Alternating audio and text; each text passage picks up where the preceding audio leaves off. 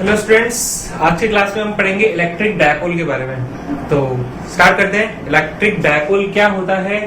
देखो, डायपोल जैसा कि नाम से पता चल रहा है कि दो पोल, जैसा कि मैग्नेट पे होता है। मैग्नेट के पास दो पोल होते हैं, एक नॉर्थ पोल एक साउथ पोल। आप 10th क्लास में पढ़ के आ चुके हो मैग्नेट के बारे में। इस तरीके से डायपोल क्या होता है? दो अपोजिट नेचर के चार्जेस को एक दूसरे के पास लाया जाए तो उससे एक डायपोल क्रिएट कर सकते हैं। तो डायपोल कैसे बनता है? जब सेम मैग्नीट्यूड लेकिन अपोजिट नेचर के दो चार्जेस को एक दूसरे के पास, एक दूसरे के नजदीक लेके आते हैं तो दोनों के कॉम्बिनेशन से एक डायपोल बनके तैयार होता है।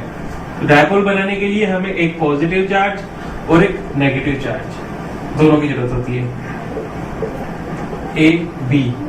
तो ए पॉइंट पे हमने पॉजिटिव चार्ज को रख दिया और बी पॉइंट पे उतने ही मैग्नीट्यूड के, ये चीज ध्यान में रखनी है कि दोनों की नेचर अपोजिट होनी चाहिए और मैग्नीट्यूड सेम होना चाहिए। और दोनों को जब एक दूसरे के नजदीक लेके आते हैं तो इससे हमारे पास एक डायपोल बनके तैयार होता है। और डायपोल के बीच की जो डिस्टेंस है इसको हम 2a ये डिस्टेंस लेते हैं। देखो, इनके बीच की डिस्टेंस को d भी ले सकते हैं, a भी ले सकते हैं, कुछ भी ले सकते हैं, लेकिन यहाँ पे हमें कुछ कैलकुलेशन जो करनी है ना वो सिमेट्री के बेसिस पे करनी है। तो सिमेट्री के बेसिस पे कैलकुलेशन करने के लिए हमें दोनों का मिड पॉइंट लेना जरूरी है। और मिड पॉइंट से जितना ए पॉइंट डिस्टेंस पे होगा उतना ही डिस्टेंस पे बी पॉइंट होगा, इसलिए हमने दोनों की डिस्टेंस को ए एज्यूम करके ए से बी की टोटल डिस्टेंस को 2a एज्यूम कर लिया। तो डायपोल किस तरीके से बनता है? जब दो सेम मैग्नीट्यूड और डिफरेंट नेचर के चार्जेस को 2a डिस्टेंस पे लाया जाता है, मतलब कि बहुत छोटे डिस्टेंस पे लाया जाता है, एक दूसरे के पास लाया जाता है, तो उससे एक डायपोल क्रिएट होता है। तो डायपोल की डेफिनेशन क्या हो जाएगी? When two charges of same magnitude but different nature are placed near to each other, then an electric dipole is created। तो इस तरीके से इलेक्ट्रिक डायपोल क्रिएट होता है। यहाँ पे एक और टर्म हमको पढ़ने में काम में आने वाली है, वो है डायपोल मोमेंट।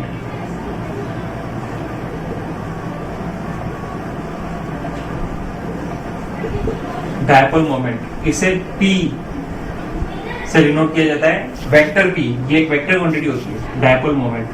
तो क्या होता है डायपोल मोमेंट, उसको समझते हैं। देखो, डायपोल मोमेंट होता है किसी भी इलेक्ट्रिक डायपोल पे कितना चार्ज रखा हुआ है उस चार्ज के मैग्नीट्यूड को डायपोल के दोनों चार्जेस के बीच की डिस्टेंस से मल्टीप्लाई करते हैं तो हमें डायपोल मोमेंट मिलता है। तो यहाँ पे देखो, ये जो डायपोल है इसके पास चार्ज कितना है? Q, और दोनों चार्जेस के बीच की डिस्टेंस कितनी है? 2a। तो ये डायपोल मोमेंट का फॉर्मूला बन जाएगा। तो डायपोल मोमेंट की डेफिनेशन क्या हो जाएगी? डायपोल मोमेंट की डेफिनेशन हो जाएगी product of charge of a dipole and distance between the charges of dipole is called dipole moment. और डायपोल मोमेंट एक वेक्टर क्वांटिटी होती है। अगर डायपोल मोमेंट एक वेक्टर क्वांटिटी है तो इसका मतलब इसके पास डायरेक्शन भी होगी। डायपोल मोमेंट की डायरेक्शन क्या होती है? डायपोल मोमेंट की डायरेक्शन हमेशा उसके नेगेटिव चार्ज से पॉजिटिव चार्ज की तरफ होती है। मतलब यहाँ पे डायपोल मोमेंट की डायरेक्शन क्या हो जाएगी? B to A। ये डायपोल मोमेंट की डायरेक्शन होती है।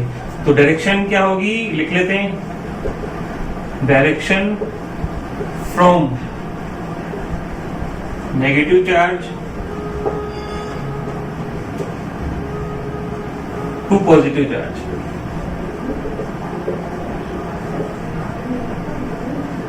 ये डायपोल मोमेंट की डायरेक्शन हो जाती है। तो ये कुछ टर्म्स है जो आपको ध्यान में रखनी है।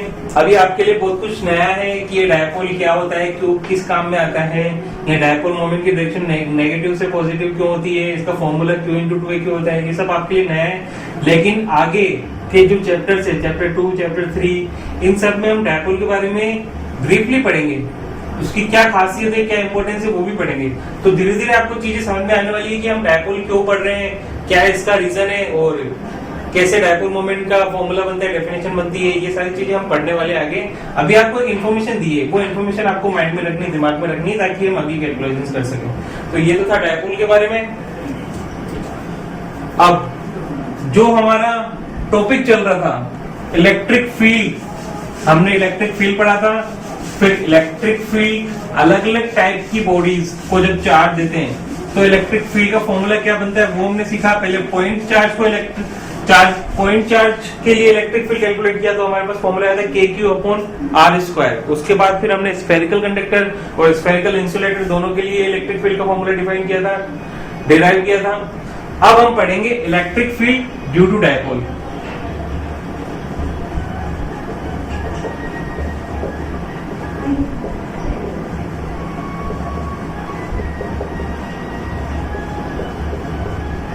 Electric field due to dipole, dipole के कारण इलेक्ट्रिक फील्ड, मतलब एक डायपोल भी इलेक्ट्रिक फील्ड बनाता है। क्यों? क्योंकि डायपोल के पास भी तो चार्ज होते हैं, पॉजिटिव भी होता है, नेगेटिव भी होता है। इसका मतलब इलेक्ट्रिक डायपोल भी इलेक्ट्रिक फील्ड बनाता है।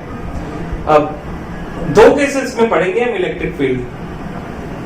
जैसे हम एक डायपोल बनाते हैं, एक तरफ नेगेटिव एक तरफ पॉजिटिव चार्ज ले लिया, दोनों के बीच की डिस्टेंस 2a हो गई, तो इसका मतलब ये बन गया हमारा डायपोल। अब डायपोल की एक्सियल लाइन कौन सी होती है? डायपोल के दोनों चार्जेस को ज्वाइन करने वाली जो लाइन होती है, ये वाली लाइन होती है डायपोल की एक्सियल लाइन। और इक्वेटोरियल लाइन कौन सी होती है? जो डायपोल की एक्सियल लाइन के परपेंडिकुलर और इसके सेंटर से पास होती है, इसे बोलते हैं इक्वेटोरियल लाइन। तो हमें दो केसेस में इलेक्ट्रिक फील्ड डिराइव करना है, पहला डायपोल की एक्सियल लाइन पे और उसके बाद डायपोल की इक्वेटोरियल लाइन पे। तो सबसे पहला टॉपिक है एक्सियल लाइन पे।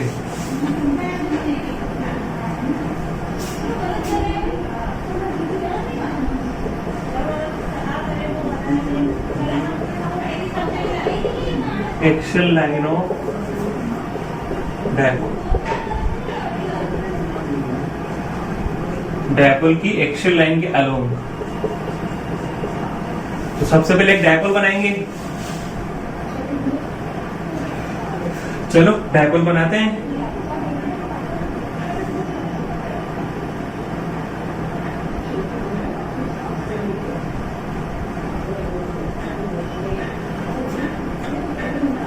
दो पॉइंट ले लिए हमने, A पॉइंट और B पॉइंट। इसके बाद यहां पे नेगेटिव चार्ज ले लेते हैं, यहां पॉजिटिव चार्ज लेते हैं।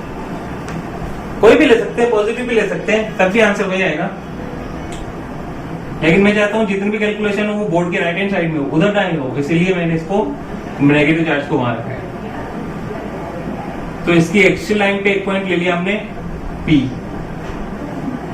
जो इसकी एक्सियल लाइन पे, और P पॉइंट पे हमें इलेक्ट्रिक फील्ड, ये डायपोल कितना इलेक्ट्रिक फील्ड बना रहा है ये हमें कैलकुलेट करके बताना है। तो सबसे पहले डायपोल का सेंटर ले लेते हैं O, और डायपोल के दोनों चार्जेस के बीच की डिस्टेंस हो जाती है ट्वाइस ऑफ A, 2a। दूसरी चीज, यहाँ पे जो P पॉइंट है वो डायपोल के सेंटर से कितना दूर है ये बता रखा है। डायपोल का सेंटर मतलब O से P point small r distance पे, ये हमें डेरिवेशन में बता रहा है। और हमसे पूछ रहे हैं कि P पॉइंट पे net electric field, total electric field कितना बनेगा ये कैलकुलेट करके बताओ। तो देखो P पॉइंट पे इलेक्ट्रिक फील्ड कौन कौन बना रहे हैं पहले ये आइडेंटिफाई करते हैं। देखो एक डायपोल के पास तो दो चार्जेस होते हैं, पॉजिटिव चार्ज भी होता है, नेगेटिव चार्ज भी होता है। तो P पॉइंट पे ये वाला चार्ज भी इलेक्ट्रिक फील्ड बना रहा है, ये वाला चार्ज भी इलेक्ट्रिक फील्ड बना रहा है, दोनों इलेक्ट्रिक फील्ड बना रहे हैं। तो P पॉइंट पे टोटल इलेक्ट्रिक फील्ड कैसे कैलकुलेट करेंगे? पहले इस वाले चार्ज का कितना इलेक्ट्रिक फील्ड है वो कैलकुलेट कर लेते हैं, फिर इस वाले चार्ज का कितना इलेक्ट्रिक फील्ड है वो कैलकुलेट कर लेते हैं, और इनका वेक्टर सम कैलकुलेट कर लेंगे तो हमें नेट इलेक्ट्रिक फील्ड P पे कितना है वो पता चल जाएगा। वेक्टर सम क्यों करेंगे? क्योंकि इलेक्ट्रिक फील्ड एक वेक्टर क्वांटिटी है, तो नेट इलेक्ट्रिक फील्ड कैलकुलेट करने के लिए हमें वेक्टर सम करना पड़ेगा। अगर स्केलर क्वांटिटी होती तब हम अलजेब्रिकल सम करते हैं। तो सबसे पहले electric field due to charge at point A point पे जो चार्ज है उसके कारण इलेक्ट्रिक फील्ड कितना बन रहा है पहले वो कैलकुलेट कर लेते हैं। तो देखो वो हो जाएगा EA इज इक्वल्स टू, देखो EA कैलकुलेट करना है हमें, तो यहां पे जो नेगेटिव चार्ज है इस नेगेटिव चार्ज से P पॉइंट की डिस्टेंस कितनी है ये पता करना पड़ेगा। तो देखो O पॉइंट से P पॉइंट की डिस्टेंस है R, और ये डिस्टेंस भी एक एक वाले, ये डिस्टेंस भी एक एक वाले, तो ये वाली ए से ओ की डिस्टेंस को मैं ए के इक्वल लिख सकता हूं। तो टोटल हो जाएगी ए की पी से डिस्टेंस, इसको मैं लिख सकता हूं के Q upon A P square, और माइनस क्यू है तो माइनस आ गया बाहर, इस तरीके से। इसको आगे सोल्व करते हैं। तो माइनस के क्यूब अपॉन ए पी को क्या लिख सकता हूं मैं, आर प्लस ए का होल स्क्वायर, इस तरीके से। और डायरेक्शन भी मेंशन करनी पड़ेगी, तो डायरेक्शन क्या हो जाएगी, देखो नेगेटिव चार्ज के लिए इलेक्ट्रिक फील्ड हमेशा उसके पास की तरफ होता है, पॉजिटिव चार्ज के लिए दूर की तरफ। ये नेगेटिव चार्ज है तो इसके लिए हो जाएगा फ्रॉम P टू O, ये डायरेक्शन हो जाएगी P से O की तरफ, मतलब E A की डायरेक्शन हो जाएगी ये। इसी तरीके से B point, electric field due to charge at point B, तो E B is equals to हो जाएगा के क्यू अपॉन B से B की डिस्टेंस का स्क्वायर, BB का स्क्वायर, तो हो जाएगा के क्यू। देखो B से P की डिस्टेंस कितनी हो जाएगी, पूरी डिस्टेंस है R, इसमें से A डिस्टेंस को माइनस कर दूंगा तो मुझे BB मिल जाएगा, इसका मतलब R माइनस A का स्क्वायर। और पॉजिटिव चार्ज के लिए जो इलेक्ट्रिक फील्ड होता है हमेशा उससे दूर की तरफ होता है, इस बारे में पहले भी डिस्कस कर चुके हैं। तो B वाले चार्ज की तरह इलेक्ट्रिक फील्ड इस तरफ होगा, दोनों अपोजिट डायरेक्शन में होंगे, फ्रॉम O टू P। ये P टू O है, ये O टू P है। अब देखो टोटल इलेक्ट्रिक फील्ड कैलकुलेट करना है, तो टोटल इलेक्ट्रिक फील्ड कितना हो जाएगा, देखो नेट जो इलेक्ट्रिक फील्ड होगा ना उसकी डायरेक्शन कौन सी होगी, यहाँ पे ई ए का भी इलेक्ट्रिक फील्ड है और ई बी का भी इलेक्ट्रिक फील्ड है।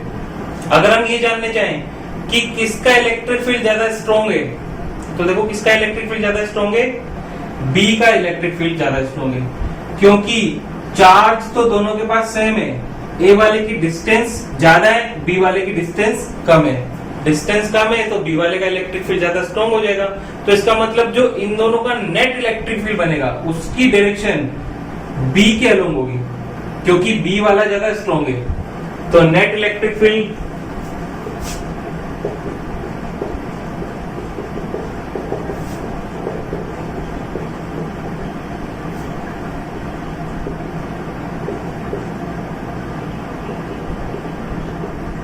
दोनों को ऐड कर देंगे,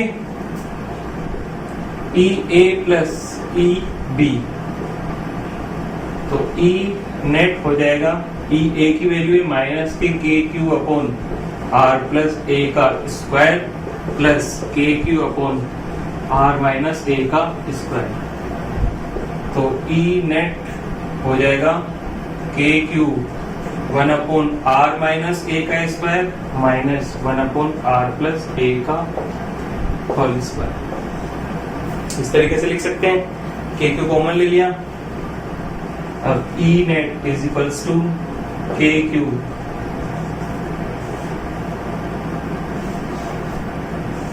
दोनों को मल्टीप्लाई कर देंगे, एलसीएम आ जाएगा आर माइनस ए का square into R plus A का स्क्वायर। अब यहाँ पे ये वाली टर्म आ जाएगी, यहाँ पे ये वाली टर्म आ जाएगी, तो मैं लिख सकता हूँ आर प्लस ए का square minus R minus A का स्क्वायर। इस तरीके से कैलकुलेशन पे ध्यान देना, ये डेरिवेशन एग्जाम में पूछा जाता है, कई बार पूछा गया है, तो इसकी प्रैक्टिस होनी चाहिए आपको।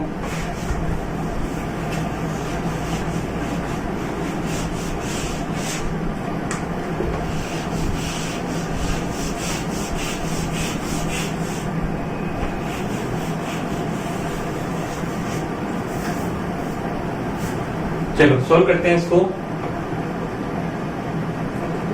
ई net is equals to K Q. R plus A का स्क्वायर है तो ए प्लस बी के स्क्वायर का फॉर्मूला अप्लाई कर देते हैं। R square plus A square plus 2RA, फिर माइनस आर माइनस ए के होल स्क्वायर का फॉर्मूला अप्लाई करते हैं। R square plus A square minus 2RA upon में, अब देखो आर माइनस ए का square into R plus A है, ए minus B into A plus B, A square minus B square का formula होता है। सपोज करो ये स्क्वायर नहीं होता, R minus A into R plus A होता, तो इसको हम लिखते हैं R square minus A square. अब इसका स्क्वायर है, इसका मतलब दो बार R minus A into R plus A हो रहा है, तो आर माइनस ए स्क्वायर का होल स्क्वायर हो जाएगा। अब आगे सोल्व करते हैं इसको। E net is equals to K Q. देखो आर स्क्वायर पॉजिटिव वाली टर्म ये नेगेटिव वाली टर्म से कैंसिल हो जाएगा, ए स्क्वायर इससे कैंसिल हो जाएगा, माइनस और माइनस बन जाएंगे प्लस, तो 2RA plus 2RA upon R square minus A square का होल स्क्वायर। ई नेट हो जाएगा K Q into 4RA upon R square minus A square का होल स्क्वायर। या फिर ई नेट हो जाएगा 2 into K Q into 2A into R upon R square minus A square का whole square. देखो क्या किया है यहाँ पे मैंने 4 को दो टुकड़ों में तोड़ दिया, 2 into 2, K as it is, Q as it is, A as it is और आर एज इट इज। अब ऐसा लिखने के पीछे रीजन क्या है, देखो Q into 2A dipole moment के इक्वल होता है, तो मैं Q इंटू 2A की जगह लिख सकता हूँ डायपोल मोमेंट का फॉर्मूला।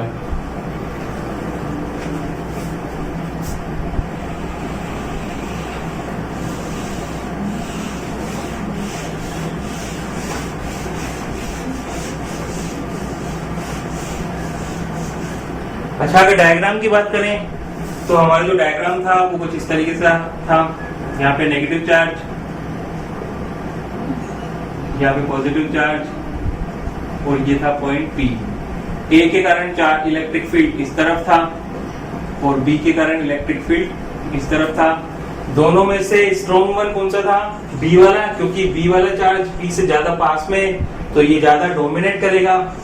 इसके कारण जो नेट इलेक्ट्रिक फील्ड बनेगा वो भी O से P की तरफ बनेगा। तो यहाँ पे मैं डायरेक्शन लिख सकता हूँ O to P।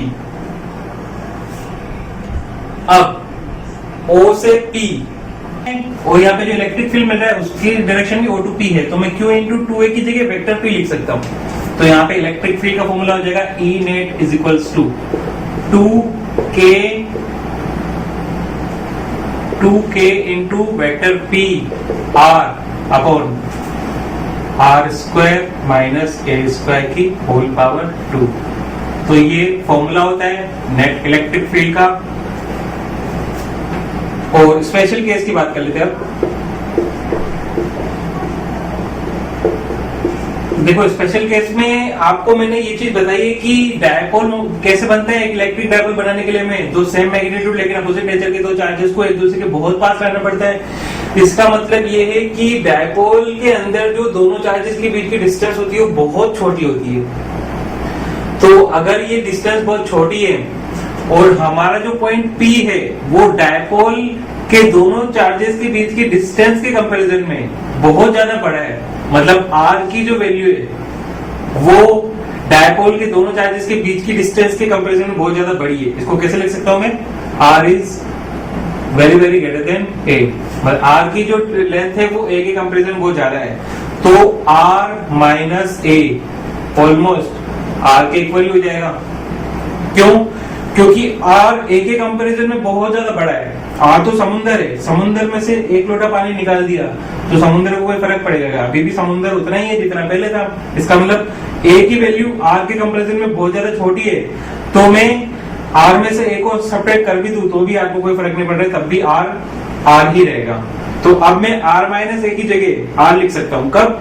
जब r की वैल्यू a के कंपैरिजन में बहुत ज्यादा बड़ी हो तो E नेट का फॉर्मूला हो जाएगा 2kpr अपॉन r माइनस ए को लिख दिया मैंने r, तो r स्क्वायर का होल स्क्वायर, मतलब r की टोटल पावर 4, एक पावर इससे कैंसिल हो गई, तो E नेट आ जाएगा 2kp अपॉन r क्यूब।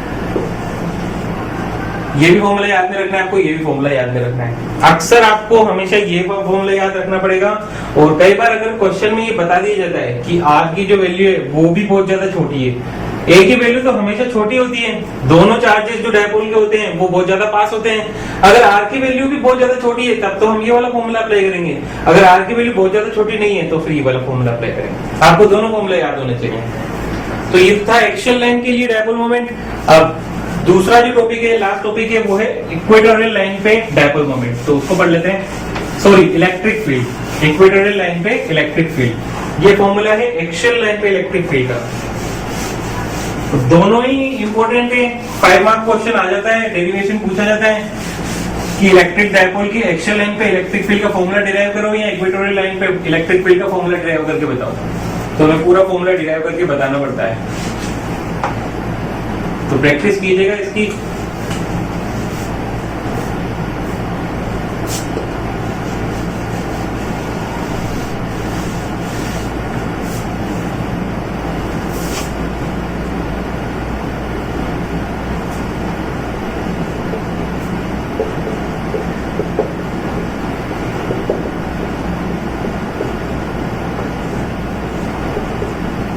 तो फिर से एक डायपोल बनाएंगे।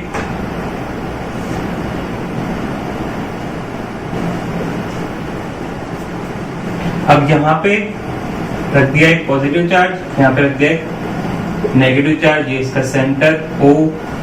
और क्योंकि इक्वेटोरियल लाइन पे हमें इलेक्ट्रिक फील्ड कैलकुलेट करना है तो इक्वेटोरियल लाइन ड्रॉ करनी पड़ेगी। इक्वेटोरियल लाइन कौन सी होती है? ऐसी लाइन जो डायपोल की एक्सिस के परपेंडिकुलर और उसके सेंटर से पास होती हो। तो ये हो जाएगी इसकी इक्वेटोरियल लाइन, तो ऐसे टेढ़ी बन गई है।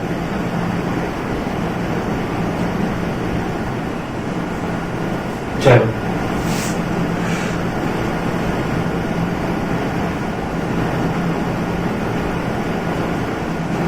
तो यहां पे कोई पॉइंट P है जो इससे R डिस्टेंस पे,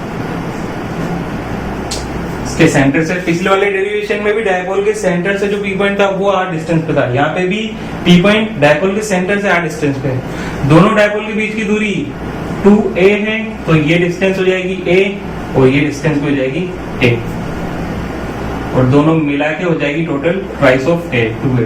तो P पे इलेक्ट्रिक फील्ड कौन कौन बना रहा होगा? ये वाला चार्ज भी बना रहा होगा, ये वाला चार्ज भी बना रहा होगा। आपको पता है पॉजिटिव चार्ज इलेक्ट्रिक फील्ड हमेशा उससे दूर की तरफ बनाता है, नेगेटिव चार्ज उसकी तरफ बनाता है।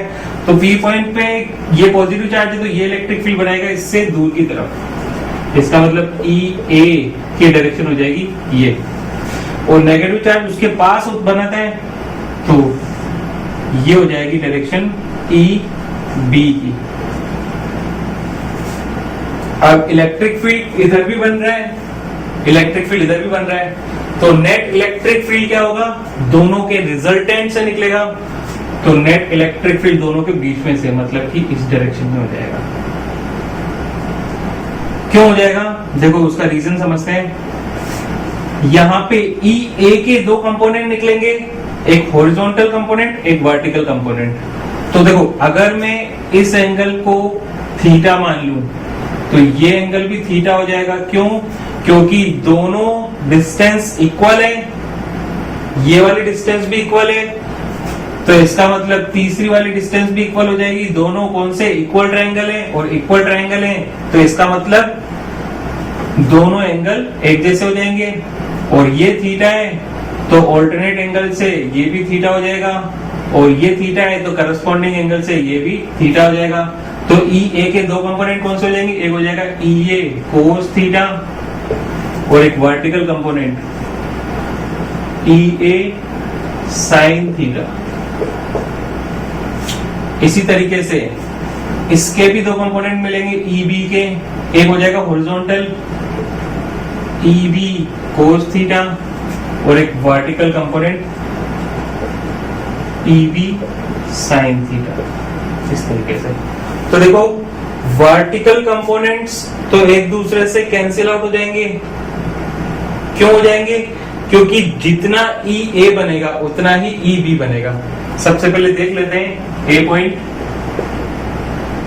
Electric field due to charge at point A point पे जो चार्ज है उसके कारण इलेक्ट्रिक फील्ड, तो E A कितना हो जाएगा? KQ अपॉन डिस्टेंस कितनी है A से P की, AP square.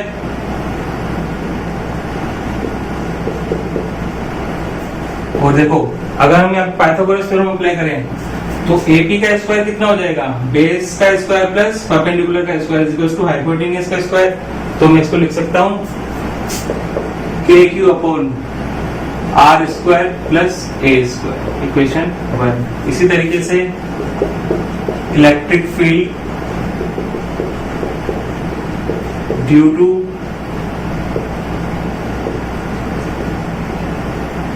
Charge at point B, तो EB हो जाएगा KQ अपॉन BP का स्क्वायर KQ। अब देखो B से P की डिस्टेंस, ये भी पाइथागोरस थ्योरम से R square plus A square के इक्वल हो जाएगी, तो इसको भी लिख सकता हूँ R square plus A square, equation 2। और जैसा कि हमें देखने को मिल रहा है EA का मैग्नीट्यूड जितना है EB का मैग्नीट्यूड भी उतना ही है, बस दोनों की डायरेक्शन अलग अलग है। EA की डायरेक्शन तो है ये और EB की डायरेक्शन है ये, दोनों का मैग्नीट्यूड तो सेम है। तो EA और EB दोनों का मैग्नीट्यूड सेम है, साइन थीटा दोनों में आ रहा है, तो दोनों एक दूसरे को बैलेंस कर देंगे, कैंसिल कर देंगे।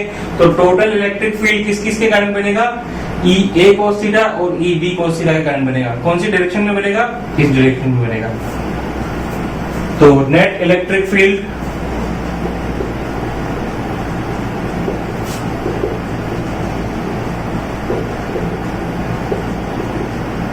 E नेट हो जाएगा EA cos theta plus EB cos theta, और डायरेक्शन क्या हो जाएगी? देखो EA cos थीटा भी इस तरफ, EB cos थीटा भी इस तरफ, इसका मतलब इलेक्ट्रिक फील्ड बनेगा इस तरफ। ये वाली डायरेक्शन कौन सी है? A to B, direction A to B क्या हो जाएगी? अब दोनों की वैल्यू पुट कर देते हैं। EA EB दोनों की वैल्यू इक्वेशन 2 से अप्लाई कर देते हैं, 1 और 2 से। KQ upon R square plus A square cos theta, KQ upon R square plus A square cos theta, इस तरीके से। तो इसको और आगे सोल्व करते हैं। देखो दोनों टर्म सेम है, तो दोनों ट्वाइस हो जाएगी, डबल हो जाएगी। तो 2KQ upon R square plus A square into cos theta क्या होता है? cos थीटा होता है base upon hypotenuse, cos theta का फॉर्मूला। तो देखो इस ट्रायंगल में cos थीटा की वैल्यू कैलकुलेट करना चाहे तो बेस क्या है? A,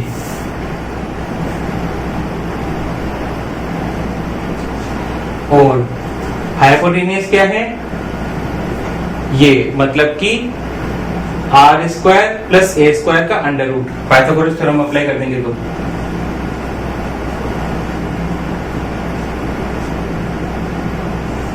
का अंडर रूट। तो इसको और आगे सोल्व करते हैं।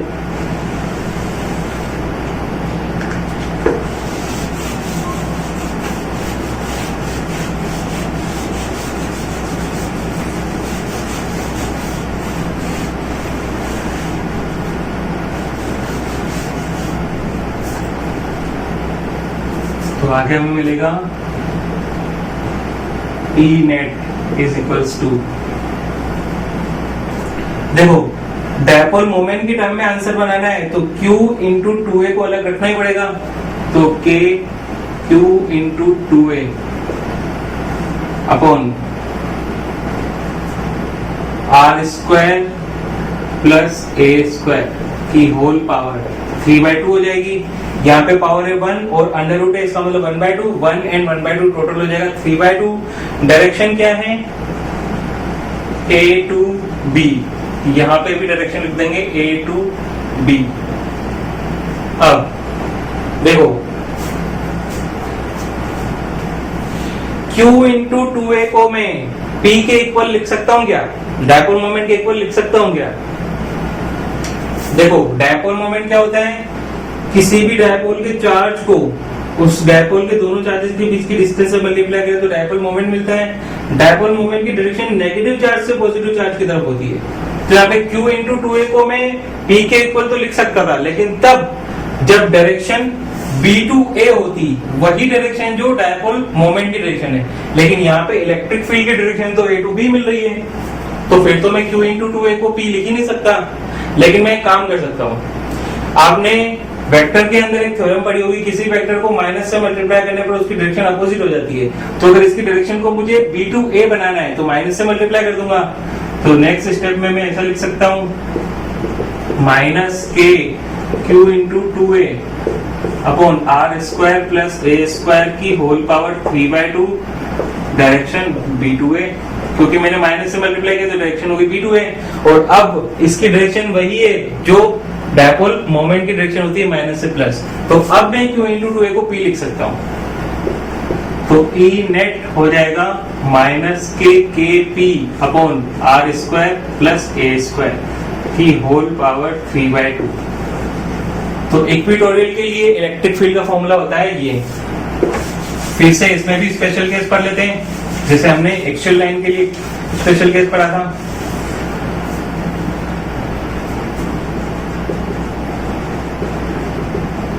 देखो दोनों ही टॉपिक इंपॉर्टेंट है, आपको अपनी नोटबुक में ये नोट डाउन करना है और खुद से रफ कॉपी में 2 या 3 बार ये डेरिवेशन को खुद से करके देखना है, तो आपकी प्रैक्टिस हो जाएगी, तब जाके आप इसको अच्छे से सोल्व कर सकते हो।